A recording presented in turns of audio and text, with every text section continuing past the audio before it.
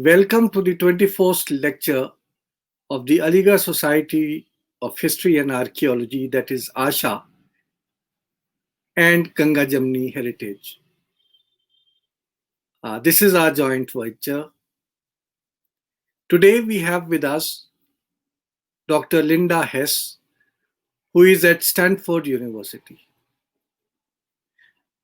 Her academic career started from the same institution, that is Stanford, from where she completed her graduation, after which she joined Berkeley for completing her post-graduation and then moving on for her research. Her teaching career, on the other hand, commenced from Elphinstone College, Bombay, from where she joined in 1965-66. By 1986, she was at Berkeley and then ultimately joined her original alma mater, Stanford, in 2006, where she has been serving till her retirement in various capacities. She was also twice chosen for the prestigious Fulbright Scholarship, once in 1964-65 and then in 1988, at a time when she actually declined to avail it. Dr. Hess is well known for her works on Kabir. She wrote The Bijak of Kabir in 1983. It was republished as a new edition in 2002. Another work of hers, A Touch of Grace, Songs of Kabir, was published in 1994. She has two other books to her credit, namely Singing Emptiness, Kumar Gandharv Performs the Poetry of Kabir, published in 2009, and Bodies of Song, Kabir, Oral Traditions and Performative Worlds in North India. She has also written a large number of research papers, mostly dealing with religious studies as well as with Kabir. She has also written about Tulsi Das and the Ram Leela of Ramnagar.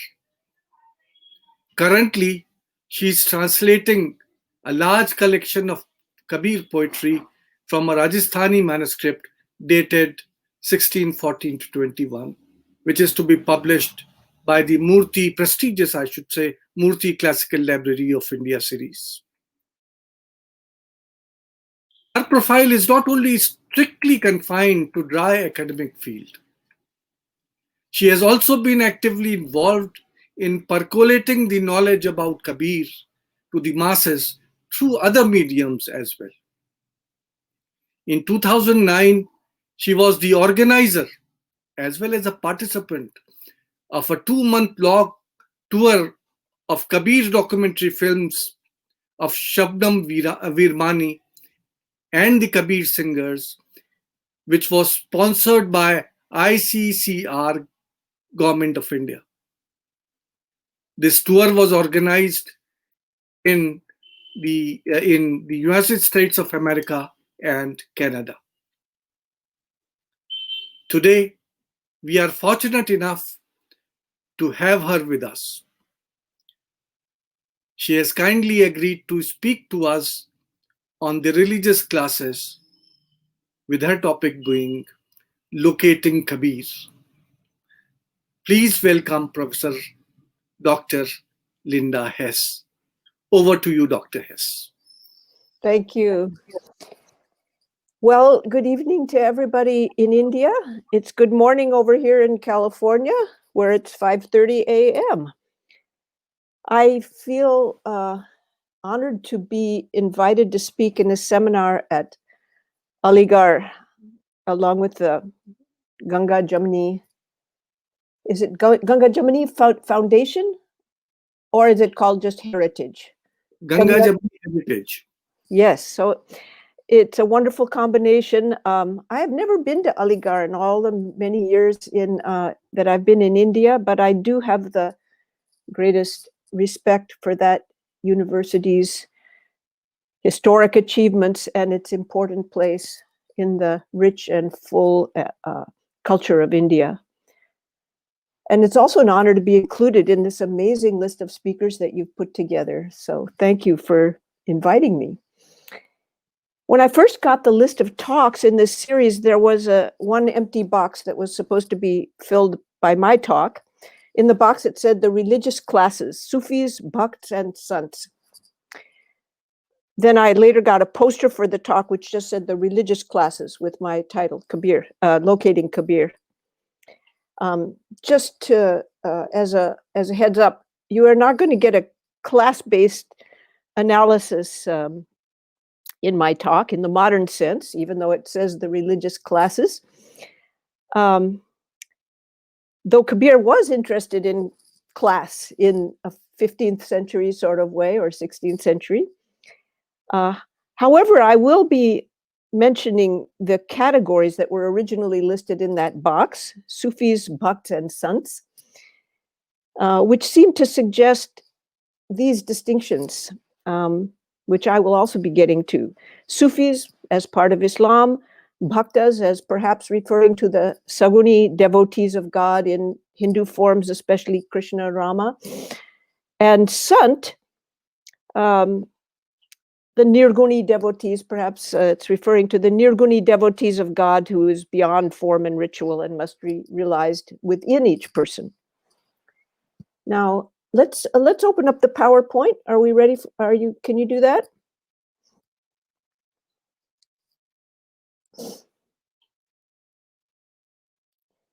Okay. I hope yeah. Is that good? Can you see the PowerPoint clearly? I can't hear you at all. Yes, we can. Go ahead. Okay, very good. Okay. So with my title, Locating Kabir, I mean to turn our attention to how we identify Kabir, the poet, the person, the tradition, through the long history of poetry attributed to him. So I've shown you a few visual representations of Kabir, and along with that, I've shown you a little snapshot of a page of the manuscript that I'm working on. The Kabir texts are not stable. Kabir didn't write. In a famous couplet, he said, Masi kagad chuo nahi, kalam gaho nahi hath, chare ujug ke Mahatma Kabir mukhi janai baat. I don't touch ink or paper, this hand doesn't grasp a pen. Thoughts of sages through 4 ages, Kabir tells with his mouth alone. Now, we don't know if Kabir really wrote this doha, or not wrote, but composed, but we have good reason to believe that what it says about him is true. There's no evidence whatsoever that he wrote anything himself. So I'm going to present this talk in 2 parts. The first one will stick to my title, Locating Kabir. How do we locate this figure called Kabir amidst the history of poetry attributed to him? Where do we look for him? Now, part 2, I decided to do something different. Because this is Aligarh, I've taken the opportunity to look more closely at references to Muslims and Hindus, including various religious and cultural evocations of both groups. I've also looked at a group of poems that have a prevalence of Perso-Arabic language. We'll only have time for a brief preliminary discussion of these poems, or maybe just a sharing of the poems. But preparing this talk has inspired me to open up a new investigation of the content and language in Kabir's poetry that is associated with Muslim/Sufis and with discourse about Hindus and Muslims. Okay, so first, locating Kabir.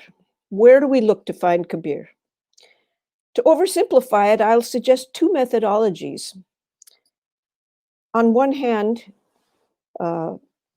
study of written and other fixed recorded modes. Usually we used to just say written and oral, but now it makes more sense to say written or visual or even audio recorded, or but fixed records that are going to stay in the same form, that can be traced historically. And the other methodology, immersion in living Kabir traditions as they come forth in music and performance and social contexts. My own career has embodied full pivots from number one to number two, and then back again to number one. I started with written texts, later plunged into oral traditions, and finally returned to written text in quite a serious way, as I'm now working on a 400-year-old manuscript.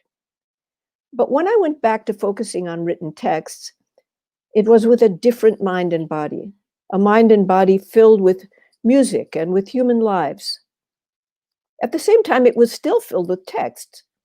Even when I studied oral tradition, I was intimately engaged in studying texts, the words of the songs that the singers were singing.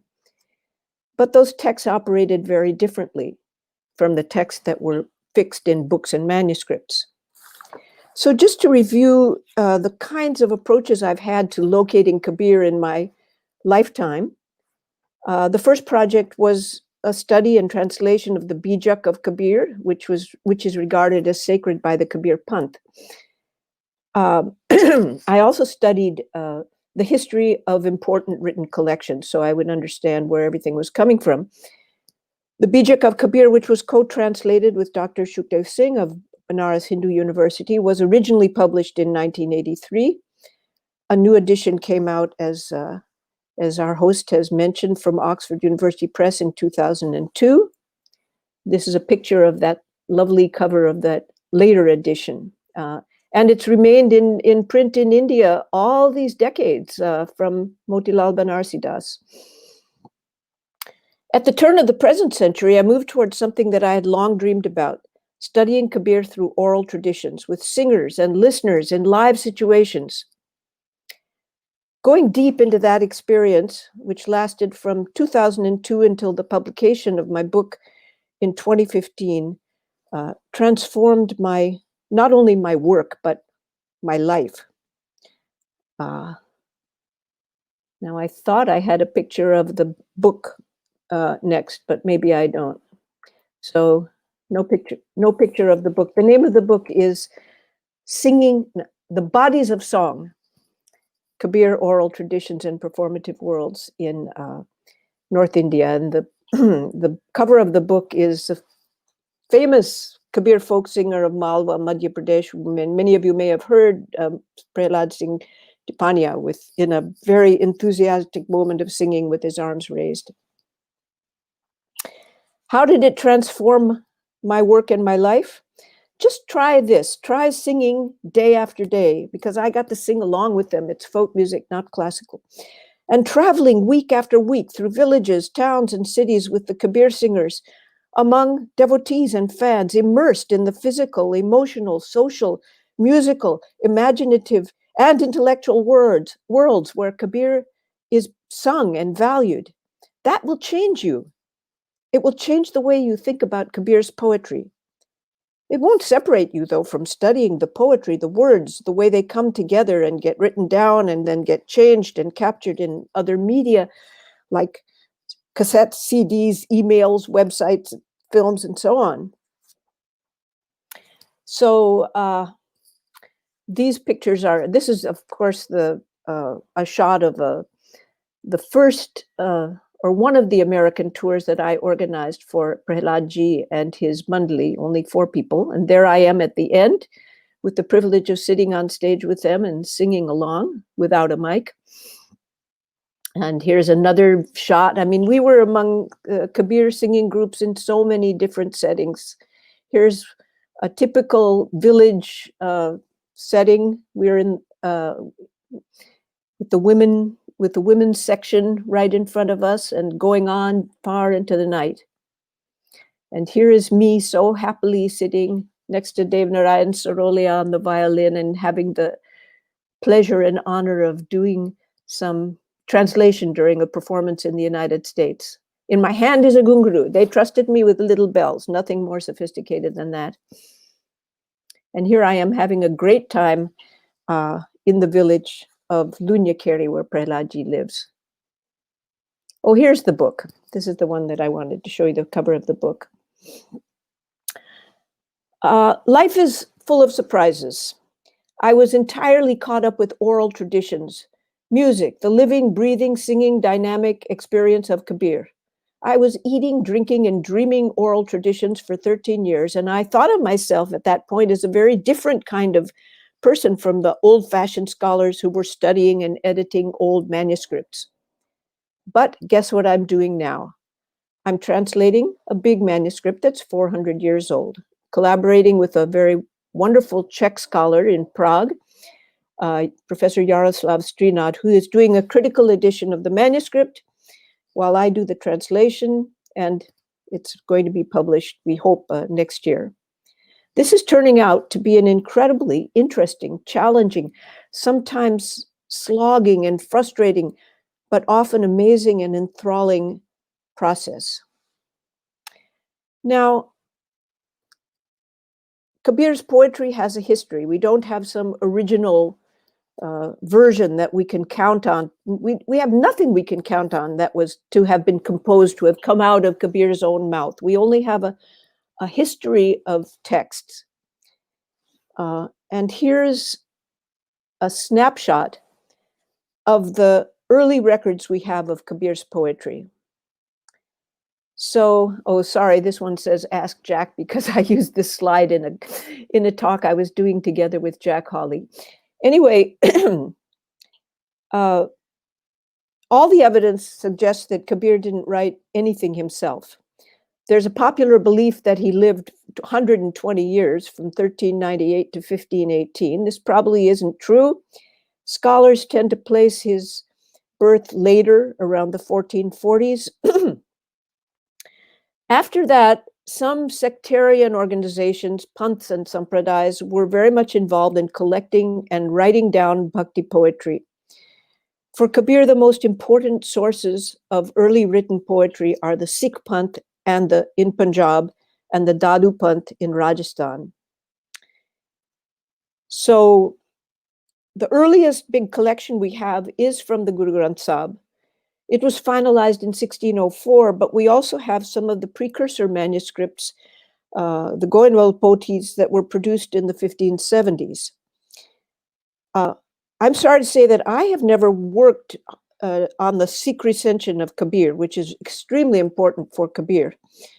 I did read all the pads from the Guru Granth Sahib while I was working on my PhD, and I published a comparative study of the three major collections, the Sikhs in Punjab, the Dadu Panthis in Rajasthan, and the Kabir Panthis to the east.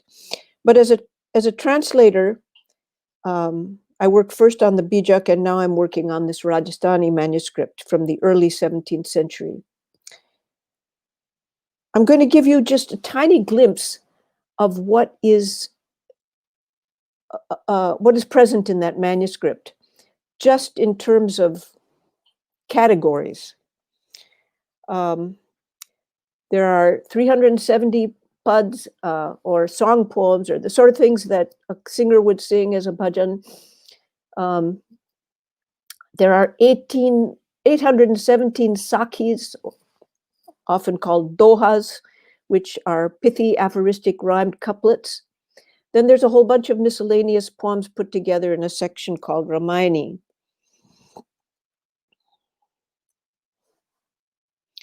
So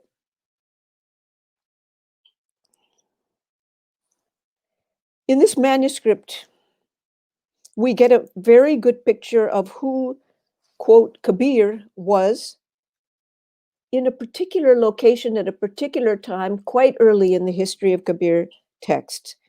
That is, who was Kabir among Dadu Panthis in Rajasthan and whoever they were connected with around 1615. So Though we'll never know exactly what came out of Kabir's mouth and what was added to the tradition later, there is a widely shared profile of Kabir. And I could just ask you to think, it might come up later when we have some time for discussion, but what comes to your mind if I ask you to describe Kabir? If Kabir has been in your life, in your culture, how would you characterize him? Just think about that. He's definitely got a profile, and it's not the same as other bhakti poets. I've just put together a few rough categories that might give us a glimpse of one way of looking at Kabir's profile. These categories overlap, and no categories really fit this body of poetry, but we'll just use them for the sake of our discussion. I might do these differently on a different day, but for today, I'm saying one category is criticism. He's well known for looking out at the society and criticizing dishonesty, hypocrisy, cruelty, stupidity, hierarchy, prejudice. He's a very outspoken critic of caste and of religious sectarianism.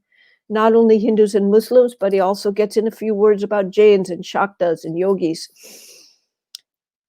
This criticism is directed at society, but also at individuals for their own dishonesty and hypocrisy and so on. And the inner and the outer always imply each other in Kabir. A second category I'm calling today wake-up calls. All kinds of direct addresses to the listener. A lot of emphasis on death and impermanence, so that you ought to wake up before it's too late. Psychological insights, observations, playfulness, and satire in the interest of waking us up. Here's a Saki that you may have heard that I'm putting in the category of wake-up calls. Jon til mahi tel hai, jon chakmak mein aag, tera sai tuj hi mein hai, jag sake. So to jag. As oil is in sesame seed, like oil in sesame seed, like fire in an ember, your God is in you. If you can wake up, wake up. The third category I'm putting today as experiences of ultimate reality. This would be the mystical experience or the awakening experience, the ecstatic experience. Tends to be in non-dual terms, often mingled with theistic language of God, often using yogic language. There's a tremendous amount of yogic imagery in the poetry of Kabir, used to describe the processes and experiences in the body, beyond the body. Some of these poems are very profound, strange, joyful, and startling in imagery, including the paradoxical poems known as Ulat Bansi, or upside down language. Finally, there is the language of lover and beloved, as well as supplication. The lover and beloved sometimes in union, but more often in longing and suffering and separation, or viraha. This style is more typical of Krishnaite poetry than of the so-called Kabir profile, but it is there in all the collections and popular songs.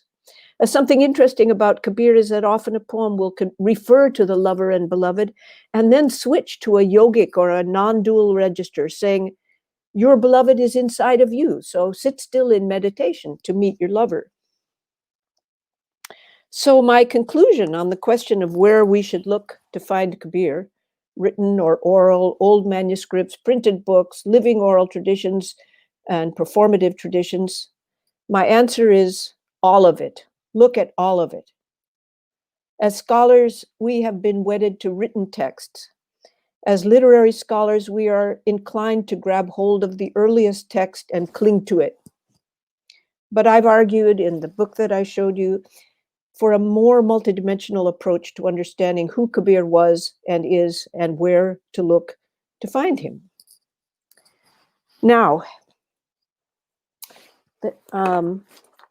I vowed to keep track of the time, but I have forgotten to look at my watch, but I hope I'm halfway through because I'm about to go into part 2. You have enough time. Carry on. Okay. All right.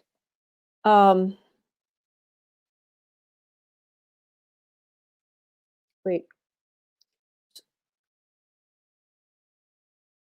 Actually, there's something I've got, just a second. I've gotten my, I've done something with my PowerPoint that maybe I don't have all the slides in here that I thought I had. Well, actually, I don't. So I'm going to stay on the slide where we just were. And I thought we had a few more in between, but you'll just have to listen carefully and not have the backup of the PowerPoint. So now, part 2, I've called Content and Language in Kabirs Poetry Associated with Muslims and with Discourse about Hindus and Muslims. This is something I was just inspired to look into because I'm speaking to Aligarh today. I realize it's a bit dangerous to try to talk about a topic like something like Muslim and Hindu content in a body of literature, or to differentiate sharply between language that is derived from Sanskritic or from Perso-Arabic origins. I also know it's important not to insert our modern histories and our current ways of thinking about Muslims and Hindus into the 16th and 17th centuries. I'm trying not to do that. This is a new exploration for me, so please forgive me for my mistakes and help me to correct them. It would be delightful in this part of my talk to play for you examples of contemporary singers from India and Pakistan who are singing songs with the name of Kabir that have strong Sufi content and Perso-Arabic language. I'm sure many of you have heard them. For instance, Haman hai ishq mastana, Haman ko hoshiari kya. You could get performances of this beautiful song on YouTube by Shubha Mudgal, by Shafi Muhammad Fakir in Pakistan, by Madhu Mudgal, by Shabnam Virmani, and even by a rock group, the Kabir Cafe.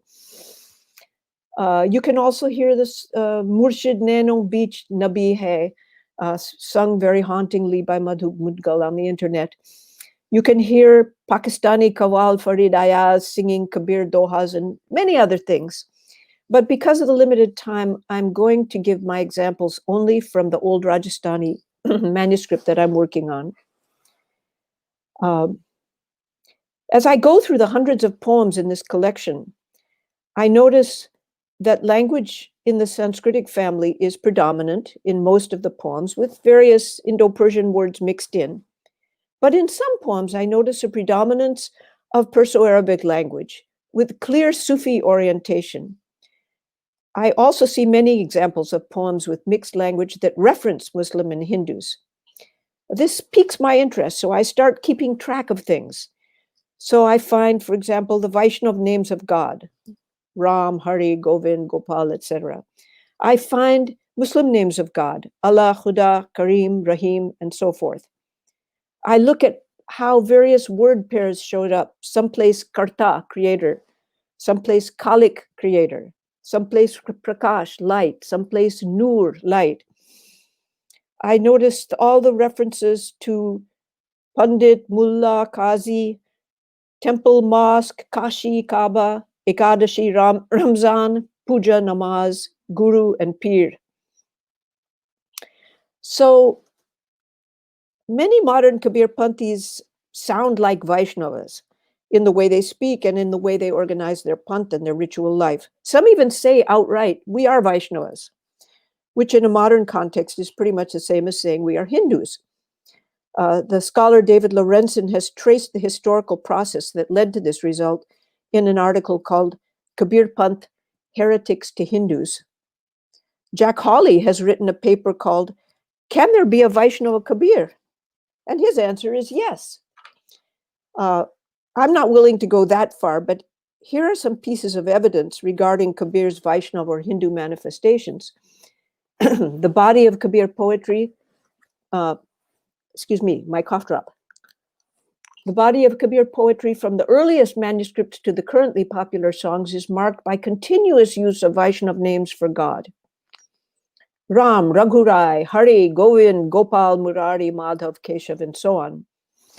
The language of yoga and tantra is very prominent in Kabir's poems of liberation, language associated with broadly Hindu traditions of the Nath yogis and earlier going to Hindu and Buddhist tantras. Kabir also uses language for ultimate reality or the supreme being that we would call nirgun, beyond form and attributes, derived from Hindu traditions, Brahman, Nirakara, Shabda, Anahad, strings of negations reminiscent of the Upanishadic not this, and so on. Many believe that Kabir was the disciple of the famous Hindu guru Ramananda. Much more could be said of Hindu-associated religious content in Kabir. But also, Kabir's name is Kabir. Everyone knows that he was raised in a family of Muslim weavers, a caste called Julaha. There are very few facts about Kabir's life that everyone agrees on, but this is one of them.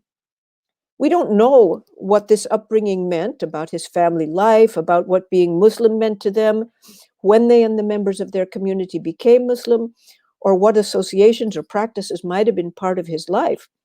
However, we know for certain that Kabir was interested in the presence of both Muslim and Hindu communities all around him in the city of Kashi or Varanasi. He made many references to them. These references appear in every major manuscript collection, and they continue to appear through all the centuries of oral and written traditions, including popular modern bhajans. So as I look more closely through this lens, I'm able to raise some historical questions, though I'm not yet able to answer them. And here are the questions that I've put together for your consideration. Maybe some of you will work on this and answer them. What can we learn about Kabir and his audiences, specifically by studying references to Muslims and Hindus in the poetry? Over the centuries, have Kabir and his followers become more associated with Hinduism and Bhakti and less so with Islam and Sufism? Was there an early presence of Kabir in Muslim or Sufi environments that is still insufficiently studied by scholars? Might that presence be further obscured by the fact that our major early sources of Kabir texts were written by Dadupanthis and Sikhs? The percentage of poems in a fully Sufi voice with important terms in Persianate language is very small in the early manuscripts. Why is this? Is it because of the preferences of the Dadupanthi and Sikh scribes? Is it because Kabir himself did not use this language much, if at all? Did Muslim interest in Kabir change and dwindle till it was much less prominent from the 18th century onward? Though I'm not ready to answer these questions, I can point to a young scholar who is opening them up in a wonderful way. His name is Murad Mumtaz. He's an assistant professor of art history at Williams College, and he's written a paper in which he shows that examination of Indo-Muslim sources can open new doors to our understanding of Kabir. And I'm just going to give you a quotation from Murad's paper, which I've put on the PowerPoint so that you can actually absorb it more fully, even though I'm going to read it out loud. This is based on both visual and literary culture, the legacy of Kabir. He says in this paper, I will examine literary and visual evidence from the 16th and 17th centuries to show how one of the most important devotional poets of South Asia was imagined and understood within the framework of Indo-Muslim devotional culture. By collating images of Kabir with contemporaneous literary accounts produced by Muslim authors for Muslim audiences, I aim to address two major lacunae in Kabir studies. First, the lack of scholarly attention given to depictions of Kabir as found in North Indian schools of miniature painting. They were popular, Kabir and his son Kamal were popular subjects in 17th and 18th century Mughal painting. Second, the fact that scholars have primarily viewed Kabir through the lens of Hindi sources without giving the parallel stream of Indo-Persian literary material the same level of importance. Some concerns that have been driving my recent research are to understand why Muslim communities care so much about Kabir and what is the role of the elusive figure of his son Kamal. And then Murad also mentions the writing of Dara Shikoh, which I'm not going to try to pronounce, excuse me. But Kabir features prominently in a compilation of ecstatic utterances of saints written by Dara Shikoh. By using a specifically Sufi vocabulary, Dara Shikoh characterizes Kabir and his legacy through an Islamic lens. Now, I would like to take a few minutes in my conclusion to give you a few examples of the poems that I'm referring to.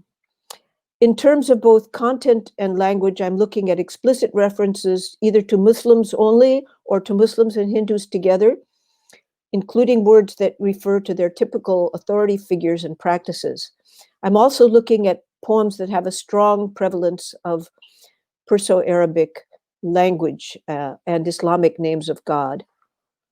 The examples I picked out, one each, are first the critical type, as this slide shows you, poems that strongly criticize one or both sides for their delusion, hypocrisy, and so on. Second, poems that positively declare that Muslim and Hindu versions of God are all equally true, powerful, and good, thus denying claims that they are separate and irreconcilable and pushing the listener to transcend these narrow sectarian symbols. And the third type, poems of joyous affirmation, liberation, mystical union, whose language places them entirely in a Sufi register. I might mention that there's one poem in our manuscript whose language is so Persianate that the learned scholar and tikakar Madhaprasad Gupta says in his tika, "Ye pad Farsi mein hai aur anek shabdon ke arth spasht nahi hai, fir bhi niche yathasambhav arth dene ka ek prayas kiya ja raha hai." You know, he says, this poem is in Persian and has many very words that are not clear to me, but I'll still do my best to give a tika. Well, it's not really in Persian. It just has a huge amount of Persian vocabulary. I'm not going to give you that one today. It's a very difficult one. But that's how far this manuscript goes.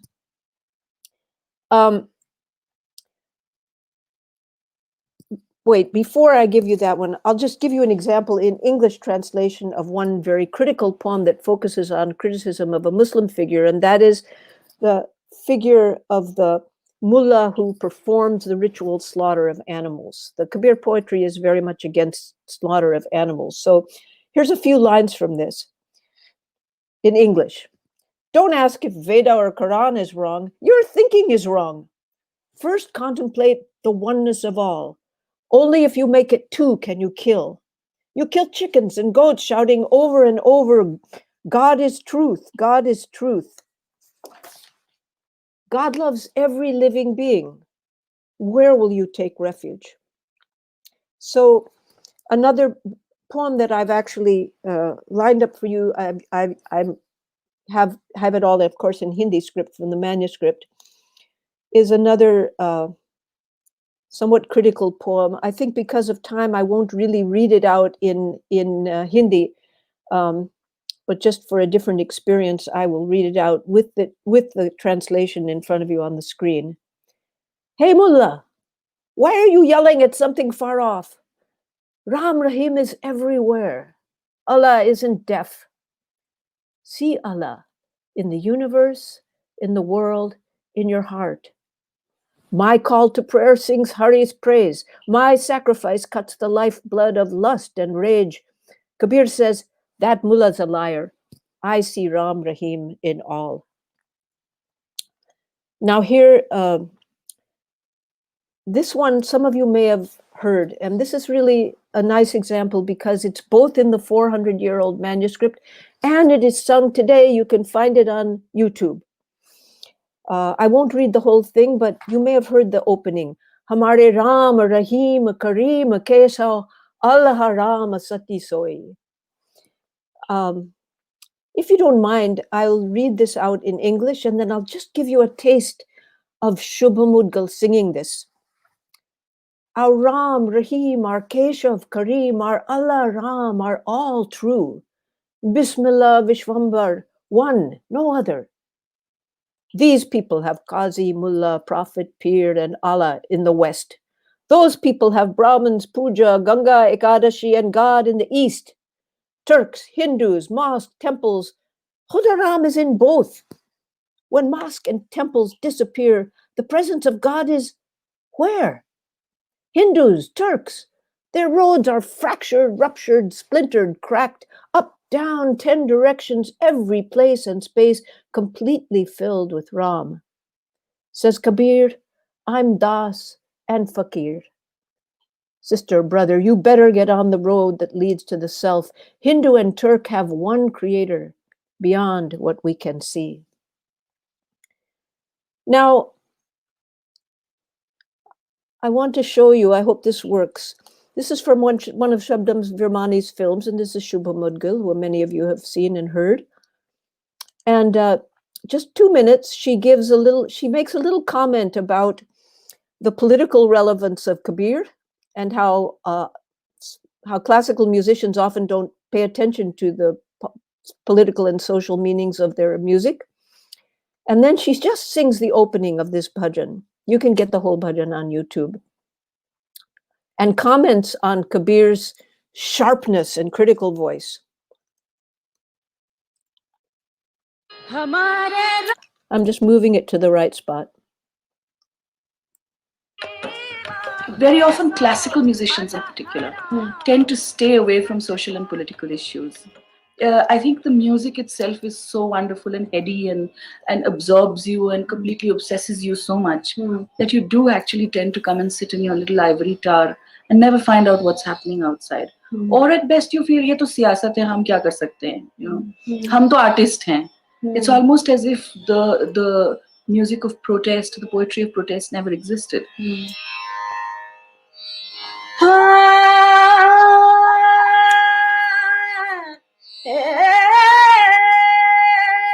हमारे राम रहीम करीमा के सो अल्लाह राम सत सोई हमारे राम रहीम करीमा के सो अल्लाह राम सत सोई. I enjoy singing something as direct as this. What does it mean? हमारे लिए राम, रहीम, करीम और केशव सभी सत्य का एक नजरिया है. Perhaps singing Kabir is one way of saying what I want to say about a situation like by the fanaticism, religious fanaticism that one sees today. I think it's a wonderful way of saying it all, and sometimes I feel I want to even sing those pieces of Kabir that are really quite very strong, very very forthright and downright rude also, like Man na rangaye jogi kapara, man na rangaye. The rest of the piece is really quite rude. It says कि पत्थर पूज के क्या होगा या दाढ़ी रख के क्या होगा. So it really दाढ़ी रख के बना जोगी बकरा. So but I think even those pieces at times need to be sung. Okay. Excuse me, I'm trying. Is the screen still showing for you? Because no.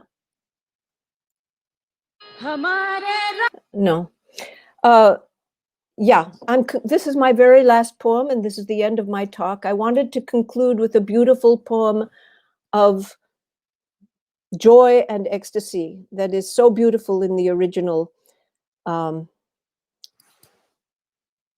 And you can see that the language, it begins with Ya Karim, and it ends with Ya Rab. So it's, let me just read it to you, and then that'll be the last word of my presentation. Ya Karim bali hikmati teri, kak ek surat bahut teri. Arda gagan mein neer jamaya, bahut bhanti kari noor nipaya. Only Adam Pir Mulana Teri Sifati Kari Bhaye Diwana. Kahe Kabir Yahu Het Vichara. Ya Rab, Ya Rab, Ya Hamara. You notice how beautifully that last half line is composed. So it goes straight from Yara, Yara, Yara, Hamara. And I'd like to read it in English, and then I'd like to stop. And of course, the translation is a draft. Ah, generous Kareem, I bow to your skill. Countless countenances from the same dust. You gathered waters beneath the sky, created endless forms of light. First Adam, then the wise masters, great scholars who sang your praise in ecstasy. Imagining this love, Kabir says, "O Lord, O Lord, O Lord, my friend." So thank you very much for your attention.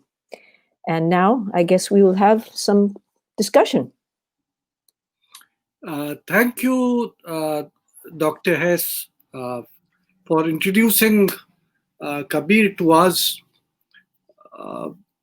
Excellent presentation. In fact, during the course of your talk, you asked a question to the audience that when you think about Kabir, what exactly are you reminded of?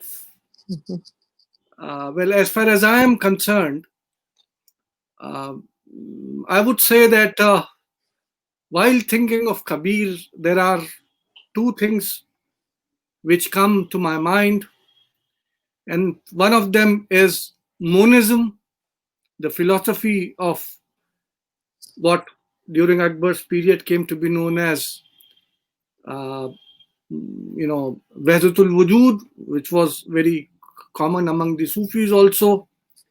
In fact, Muhaddis Dehlavi once did say that Kabir is a muwahhid. So that is one of the things which come to my mind as a historian. And secondly, the fact that Kabir stood for anti-ritualism.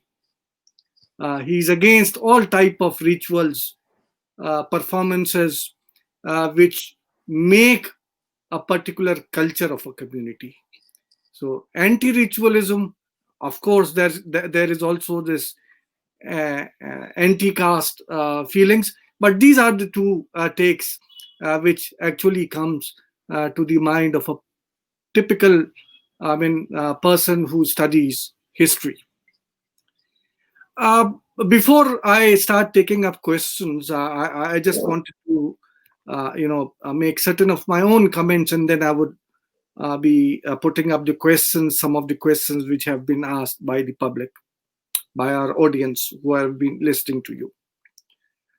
You are quite correct that there are certain verses of Kabir where the Perso-Arabic terms, they predominate.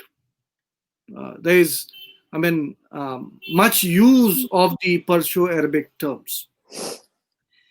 Now, as a historian, I just don't know. You also pointed out when you started your lecture and during the course of the lecture that many things, many dohas which have been attributed to Kabir might only be attributions, may not be his.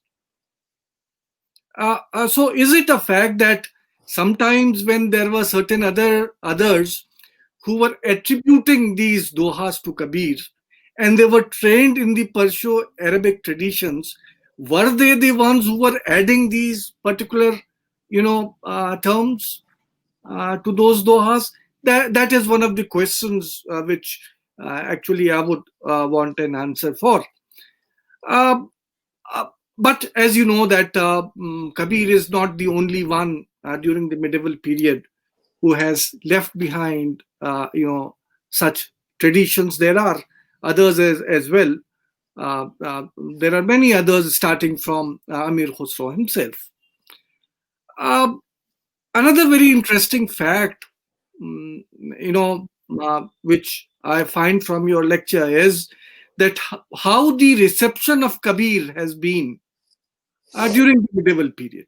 During the period which followed later on. I would just point out, uh, a work which was written in Persian. I have pointed it out in one of the earlier lectures also, and I am again pointing it out that there is a taskira which was composed during the period of Shah Jahan. And from this taskira, we come to know that a legend which actually was attributed to to Kabir was now re-attributed to Nanak. Yes. There is a Taskira Pir Hasuteli, and he's a Muslim follower of a saint, of a Hindu follower of a Muslim saint of Lahore. The name of the writer is Surat Singh. He is writing a versified account for his peer, in which he is giving his own personal details as well. And he mentions the incident which happened after Guru Nanak had died. And the incident which he describes is the same which otherwise is related about Kabir. That is, after death, both the communities, followers of both the communities, gathered together at the site where the body of Nanak was kept. They fought with each other whether we should bury him or should we cremate him. And ultimately, when they were fighting, the body disappears and replaced by flowers. Ultimately, both the communities, they divide the flowers and perform the last rites. We know that this was a legend which was actually originally belonging to Kabir. That is a very interesting fact that the legends which were once attributed with Kabir are now being repeated for the other saints during the Mughal period. One another thing which I would have loved you to talk about is the representation of Kabir in the Mughal miniatures. In one of the there is a scholar who is working exactly on that. He's an art historian, and talk to him. He's doing some very wonderful work.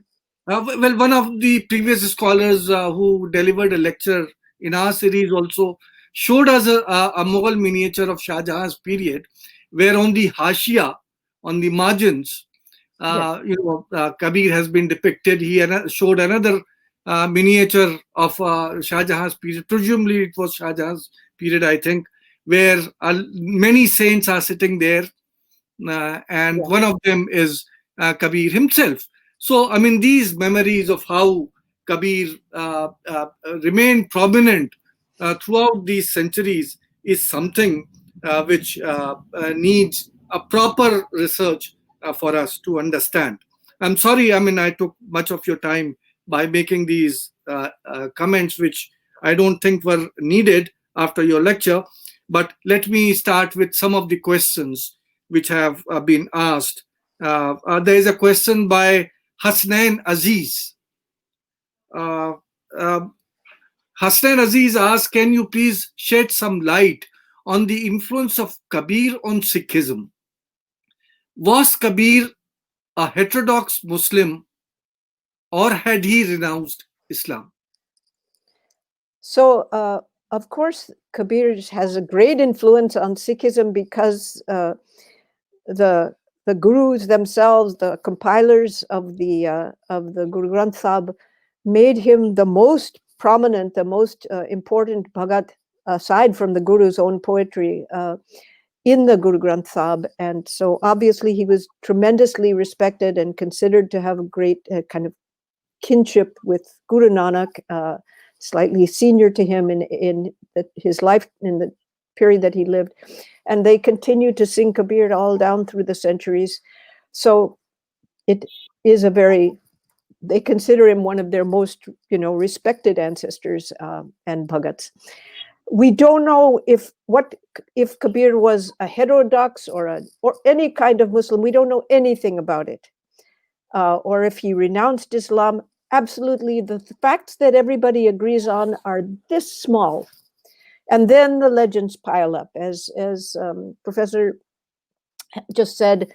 Like that is a famous story about the death of Kabir and the Hindus and Muslims fighting over his body. I use that story in the opening of one of my chapters, and also tell how it became the same story that was given to Guru Nanak. And this world of oral traditions, not only of the poetry but of the stories and everything surrounding these figures, is a vast open market. It's like the true free market, not the capitalist free market of stories and poetry. They pick it up, they change it, they attribute it to this saint or that saint. So yeah, all we have is stories, and we don't know at all what kind of a Muslim he was when he was born, or what his view of Islam was later. We don't know that. Well, there are a number of questions by Dr. Ali Kazim. So I would ask the first one. He asks, Sheikh Abdullah Khweshgi in Marjaul Vilayat and Muhammad Ghulam Sarwar in Khazinatul Asafiya deny Kabir's discipleship to Ramanand. They refer to him as Malamatiya, Ovaisiya, or even Firdausiya. What is your take on that? So I'm not competent. First of all, I don't even know when these figures were alive. Are they modern figures or old figures? Sheikh Abdullah. They belong to the Are they period. To which period? To the 17th century, if I'm not. Yeah, so this is the kind of knowledge that I really want to see brought forth. So I don't know about these particular figures and what they said about Kabir, but I want to know about it. Modern scholars have also argued whether it is likely that Kabir was actually a disciple of Ramananda or not. Jack Hawley says no, he doesn't think so. I think Purushottam Agarwal says yes, he does think so. All of their arguments are brought forth. They look at the Ramanandi sect and so on, and they see how this lore came forth. I don't have an opinion on it because I haven't done that scholarship. But this information that you've just brought forth is wonderful. Like that's the sort of information. Sufi teachers from the 17th and 18th centuries who make this claim, I didn't even know about that. I haven't studied that history. It's very, very good to know. So I should pass this on to Murad Mumtaz here, who is doing this research. And some of you should bring this forth and write about this. Ali Kazim, you please write about this. Ali Kazim has a similar question. I would anyway ask that Abdur Rahman Chishti's Miratul Asrar talks about Kabir's discipleship to Sheikh Bheek, whereas the author of Dabistan-e-Mazahib categorically identifies him with Vaishnavite Vairagis. Yeah. So, he just wants your comment on that. So I'm not going to state an opinion on this because this kind of question would require very serious historical study and amassing of evidence. And then you might end up just saying, these are all stories, we'll never know. But I haven't done that historical work. And, I'm not even a historian, but somebody should do that work. And ask yourself, what kind of evidence would be persuasive to you? Would the content of the poetry, how much Vaishnavite language there is in the poetry, would that be convincing to you? Or would you, because there's a lot, or would you think that maybe the Sufi content of the poetry has been sort of disappeared because of the nature of who has collected the written records? That's a job for a historian. Please, one of you historians do that. Very correct. I mean, this text which I mentioned to you, the Taskara Pir Suteli, there, this particular author, Surat Singh, who himself is a Malamatiya, a Hindu, um, following certain of the saints who are actually Muslims. He is also a poet, and so he keeps on attending the poetic sessions, mushairas, which take place in the evenings at Lahore. And if you read his account, one comes to know that poets and philosophers of various types would assemble together, and there would be an interaction of ideas. My answer to Ali Kazim would be that actually it is very difficult, as Dr. Hess pointed out, to actually pinpoint from where Kabir is deriving his ideas. The fact remains that during that period, 14th century or 13th, 14th centuries, all type of ideas are circulating. Some of them are influencing these philosophers and authors and poets directly, and some indirectly. But one thing is very sure, that whatever, I mean, when you read the poetry of Kabir, the verses of Kabir, similar ideas are found reflected in them, as were the ideas of the various Sufis belonging to various Sufi silsilas. It's a good topic, and as just pointed out by the speaker, that more research, serious research, is needed to be done on this field. There is a question by Digvijay Singh. Mr. Digvijay Singh asks a question: are you willing to entertain a thought that not all the poetry in our folk performance traditions may be as they were composed by Kabir? Of course. Yeah, of course. Of course, I not only entertain that, but I've written a whole book examining that kind of question. But what else says Digvijay Singh? He says that could it be that many got attributed to him later? Well, of course, Yeah. Absolutely, absolutely. Wait, is this the Digvijay Singh from Madhya Pradesh? Or is this a different Digvijay Singh? Because one time I was in Digvijay Singh's office when he was chief minister of Madhya Pradesh. Maybe is this a different Digvijay Singh, or is this that same one? No, he's a different one. Yeah. So absolutely, it's you can clearly see the dynamic of oral tradition.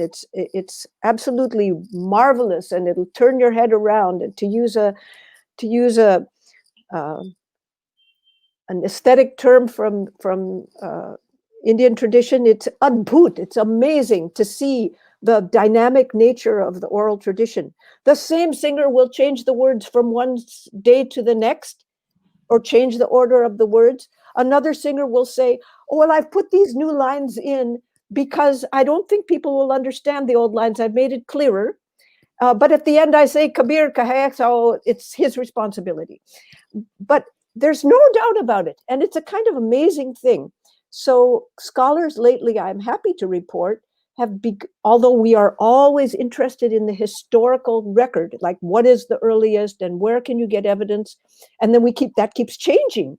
We keep finding that, oh, we can get something earlier, or, oh, we can get the evidence of all of these Sufi peers, or, whoever you just mentioned, that we didn't have in our books before. We should add that evidence.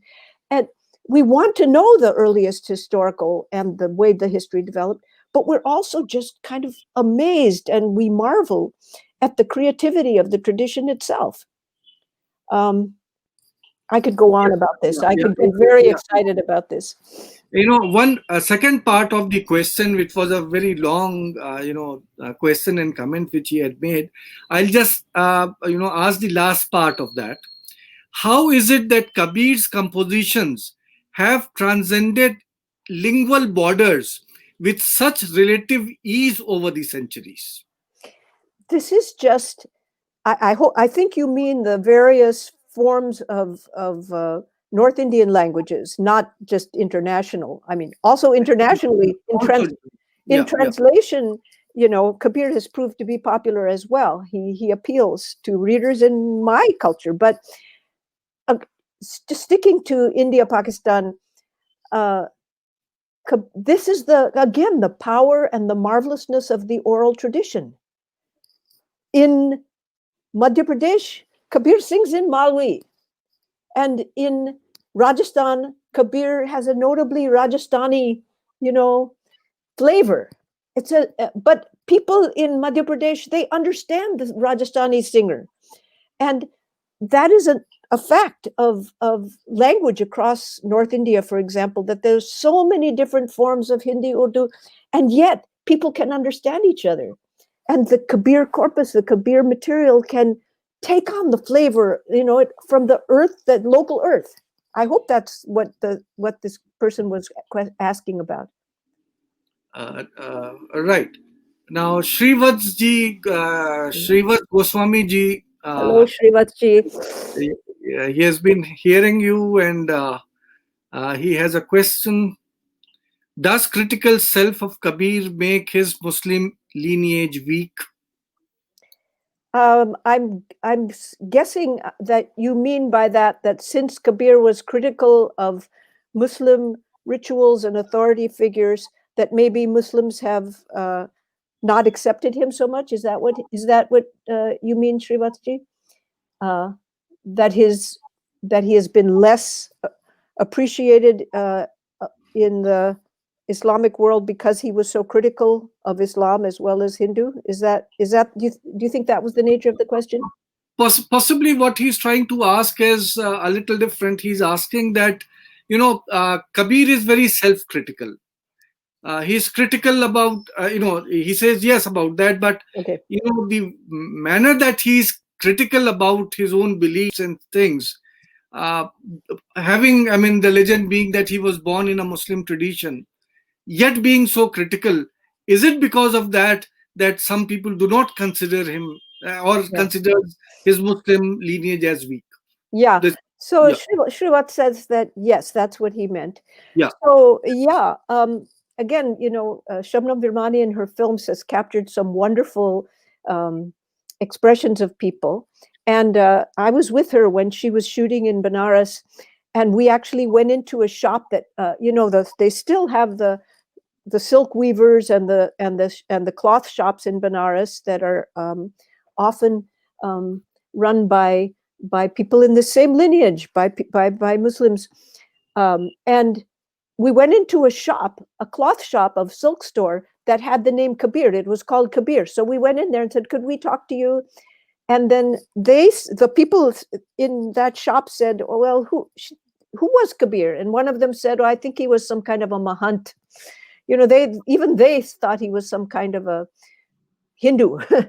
And somebody else said, you know, that some Muslims didn't like the way he criticized Orthodox Islam. So maybe that's true. Maybe over the centuries that has happened. But then if you find the Sufi singers, you know, just reach out and listen to Farid Ayaz and Muhammad Shafi Fakir that are available now online, and to you know, the Rajasthani singer Mukhtiar Ali. Listen to them; they have a very different view of Kabir. So yeah, there may be Orthodox, or I don't know if I should even use that word. All these words get us into trouble. But there may be some Muslims who don't like Kabir being critical of Islam. There may be some Hindus who don't like him being critical of the Hindu authority figures. But there still remains this living stream of tradition that's kept alive by Sufi singers and others. Well, ma'am, thank you very much for your lecture. And as I pointed out, that one of the very great figures, Muslim figures of medieval period, um, a person who was a theologian, Muhaddis Dehlavi, Abdul Haq Muhaddis Dehlavi, in fact, points out that Kabir was, after all, a muwahhid. He is being accepted by both the Muslim and the Hindu traditions. The fact that a person like Abdul Haq Muhaddis Dehlavi has such, or he says that I have heard from my father and grandfather that Kabir was a muwahhid, is a typical example of what uh, a muwahhid is a certificate which shows that the philosophies which represented the common cultures of India were, after all, accepted not only during the 14th century but down to the 17th and late 18th centuries in India. I once again thank you very much for agreeing to talk to us on this topic. There are some people still asking questions, but have we run out of time? No, we still have time, but Shagufta, can you put up the questions which I can't see? Any questions which have been left? Okay. Yeah, there is a question by Muhammad Aftab Alam. Yeah. It is generally assumed that, like other cultural items, literary and philosophical positions tend to get affected by the particular political atmosphere of the day. The kind of the ideas expressed by Kabir in a poetic genre contains some kind of revolt and critique of social and cultural processes. Can it be said that the phenomena of Kabir, like other plebeian social and cultural protests, were only possible in the absence of a centralized political authority and presence of diffused political authority? Well, I don't know if that can be said, but I do know that whether there is a centralized or a diffused political authority, we always seem to have powerful voices, including voices of poets and other artists who do speak a language of revolt and critique of social and cultural institutions. We have those voices even today in the presence of a strong centralized government in India. We still have strong voices of revolt and criticism of social and cultural and political processes. Of course, if the government is very repressive, that'll have an effect. But I think those voices are very, very reliable in history in many different settings. Well, Aftab Saab, you are quite correct. I mean, it is one of the very prominent voice of political protest. I mean, Kabir, after all, represents the protest against the established ritualistic societies which prevailed during the period when he was living. And that is why one of the reasons that his protest poetry has been popular from the period when he lived down to the period when today we exist. He is as popular as he was. I'd like to just make one point about that. One of the things I studied is reception, like which audiences are interested in which aspects of Kabir.